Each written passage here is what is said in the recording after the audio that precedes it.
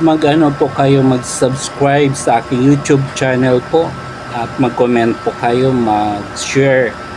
Kasi sabi daw ng algorithm analytics na marami daw nanonood pero hindi nagsasubscriber, hindi nagsishare, hindi nagko-comment. Sana po mag-subscribe kayo. Pindutin po ninyo ang bell button, yung all po, dalawang pindot. Basta may all doon ninyo pindutin para updated kayo sa susunod na videos. At i-share po ninyo para ang ating mga reaction video ay mapanood ng iba. Marami pong salamat. Bye-bye. Hello po mga ka-subscriber. Magandang umaga po sa inyong lahat. Araw po ngayon ng Sabado. Mag-upload lang po tayo sa ating video sa YouTube po mga ka-subscriber. Kasi dalawang araw na yata tayo na hindi nakapag-upload. Nandito po tayo ngayon sa ating trabaho dito. Kailangan po tayo kumayod at magtrabaho para pambili ng pagkain sa kapag kainan po. Ngayon po, i-reaction video lang po natin yung nangyayari sa ating bansang Pilipinas dahil po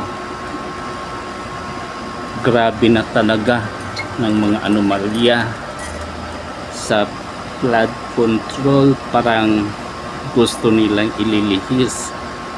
May tao na talagang natutumbok na daw, parang pilit nilang ilalayo yung usapan. Ayan po mga ka-subscriber.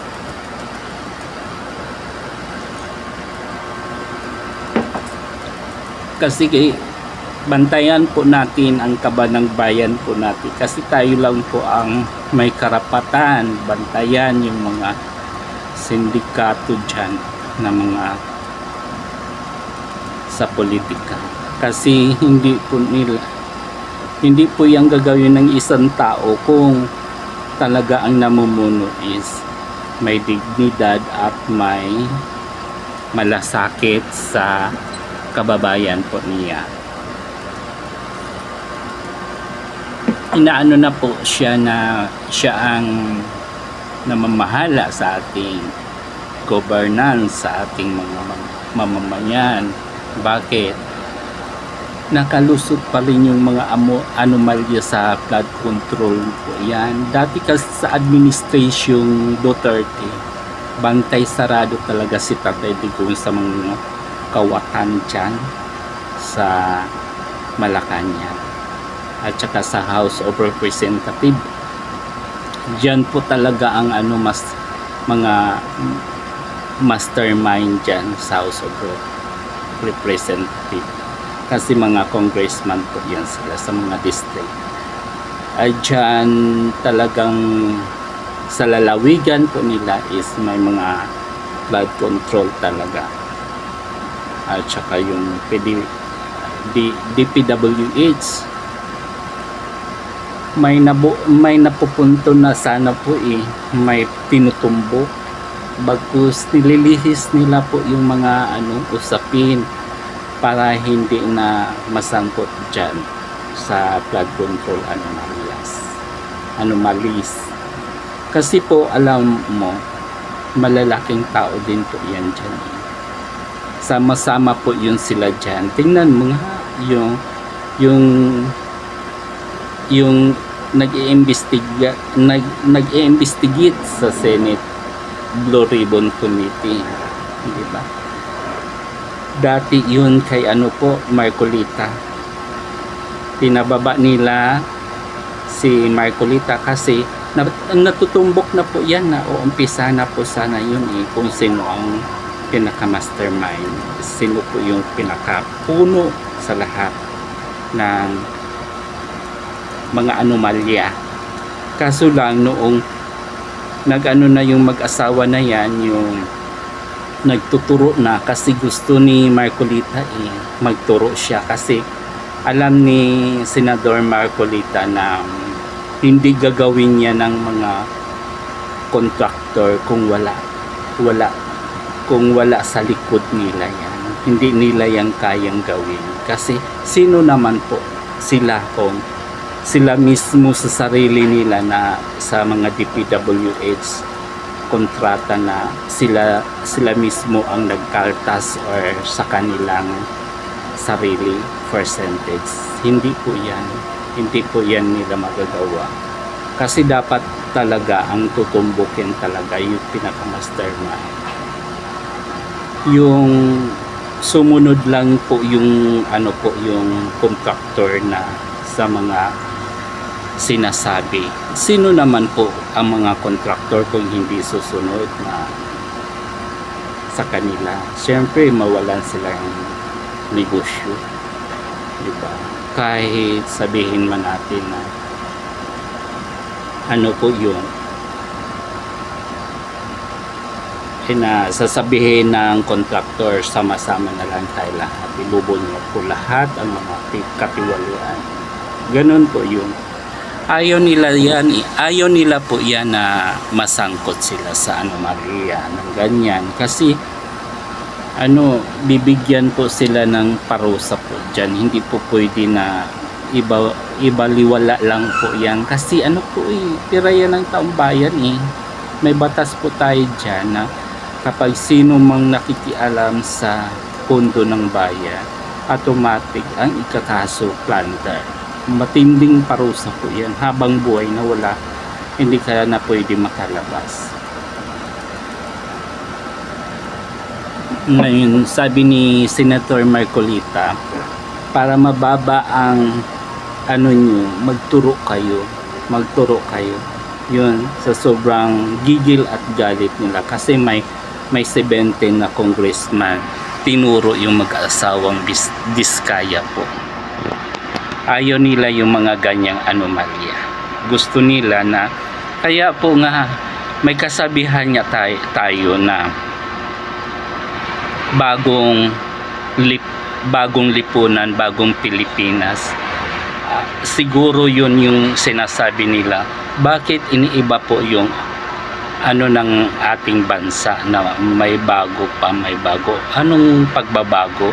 Wala pong pagbabago. Ang pagbabago nila is pagkulimbat ng mga pera sa kaban ng bayan. Yun yung pagbabago po doon na sinasabi po.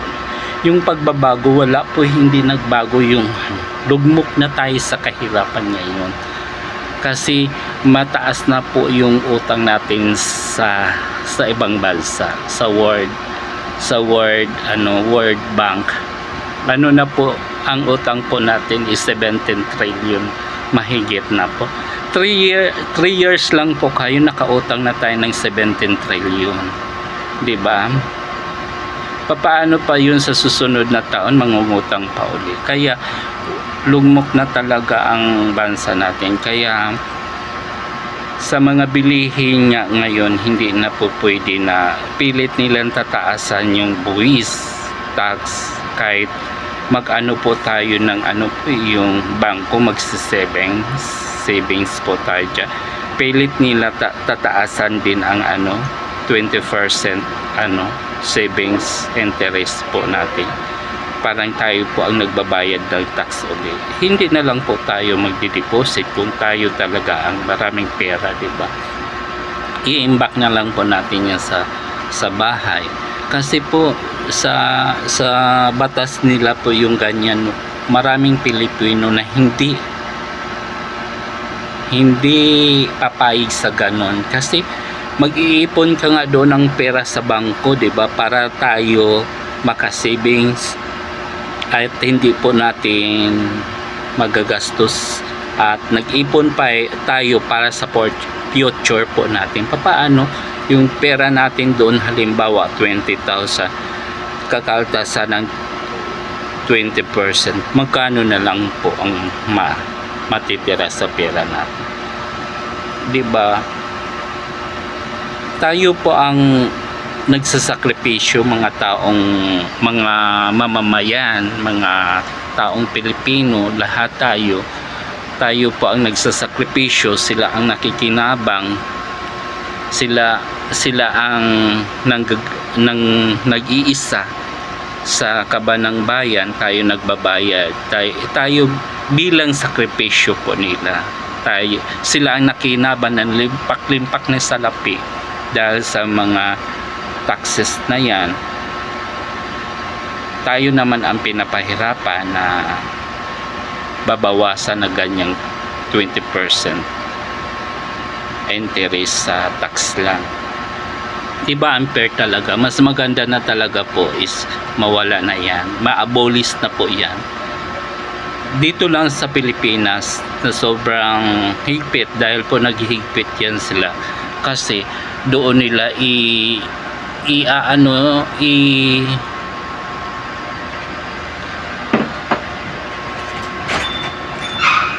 Masa?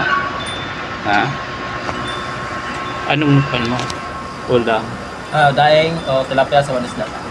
Sabaw na isda, ano ba yun? Inipit. Yun na lang. Ayan po, nag-order po tayo ng pangtanghalian po natin. Ayan po mga ka-subscriber.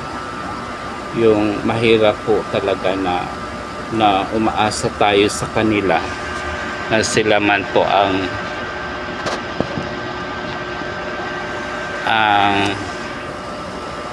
nakikinabang sa lahat ng mga Pilipino. Tingnan mo nga sa PhilHealth po, ang taas-taas na ng contribution. Dati-dati naman, hindi naman ganun kataas.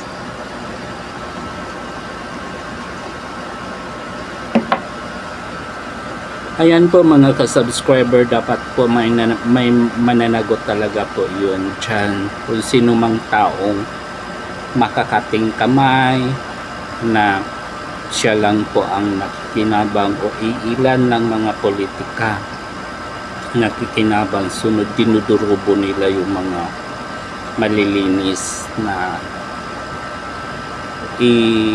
i-divert nila ang mga kasalanan sa ibang kalaban po nila para magiging successful ang mga kasamahan po nila. Imaginin po, hindi kayo magtatagumpay po dyan kasi mangingimbabaw talaga ang kabutihan sa masama, diba? Nandyan po ang ating Panginoon nakaatang sa atin, araw-araw binabantayan po tayo sa mga ginagawa natin. Pagkatapos kung mawala tayo dito sa mundo, doon tayo sisingilin sa mga pahirap natin, sa mga kababayan po natin. Gumawa po kasi kayo ng ikakabuti at tumulong kayo sa mahihirap na tao. Marami nang lugmok sa kahirapan po dito sa ating bansa. At dito na lang po magtatapos. Tingnan mo po ngayon pahabol sa ating video reaction ngayon po. Tingnan mo si Pampilo Lacson po. Daw parang dinadivert po nila kung sino po yung umaaliposta sa mga kalaban. Yun po ang mga may gumagawa ng mga anomalya, diba po? Yung reaction video natin, yung anak niya smuggler pala po sa semento, diba? Puro deny sila pero may mga ebidensya. Yan po ang mga taong nagbabalat nagkukunwari na malinis sila, bago sa likod pala nila is madilim pala. At patuloy po natin suportahan ang mga Dutertes, mga DDS, mga ka-subscriber. Sa bandang huli, mananagot din po sila sa mga taong bayan, sa mga pinagagawa po nila. Bantayan po natin ang kabanang bayan po mga ka-subscriber. Huwag tayo tumigil, bagkus bantayan po natin. Karapatan po natin bilang Pilipino na bantayan po ang nagkakasala, yung nagkukulunbat ng salapi. Huwag natin niya sila titigilan. Isisigaw po natin ang kalayaan at kapayapaan sa ating bansa. At huwag na po puro pamumulitika. Itabi mo na ninyo yan. atupagin muna natin is mamamayan muna bago ang lahat. Mamamayan kung saan po ang may ngayon problema ng Pilipinas, yung sa pagkain, sa ipababa po natin ang presyo yung pagkain po. Kayo lang po niyan ang may karapatan magpapababa, walang sino man po, kasi kayo po ang presidente. Kay Tatay Digong kaya po niyang pababain po yun, kasi kayo hindi ninyo kayang pababain yun, kasi mga oligarchy kasi kayo po ang may hawak, kayo po ang nag-control lahat ng mga ekonomiya dito sa bansang Pilipinas, di ba? Kaya tinapon ninyo doon sa dahig si Tatay Digong kasi kalaban po ninyo siya sa mga na yan. Maraming pong salamat po mga ka-subscriber. Hanggang dito na lang. Bye-bye.